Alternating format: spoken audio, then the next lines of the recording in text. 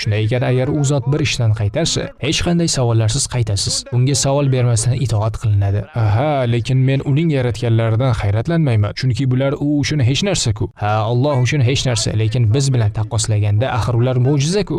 To'g'ri.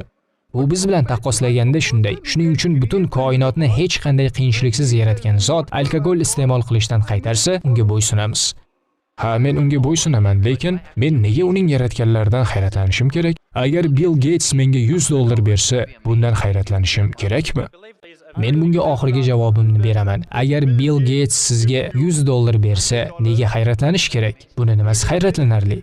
Do'stim, savol shuki, umuman Bill Gates sizga nega $100 berish kerak o'zi? Agar qaysidir yer qazuvchi yoki ko'chadagi kimdir $100 berdi, Bill Gates bo'ldi, tushundim. Tushundingizmi? Ha, ana endi tushundim. Bu javob qoniqtirdimi? Ha, bu aniq javob.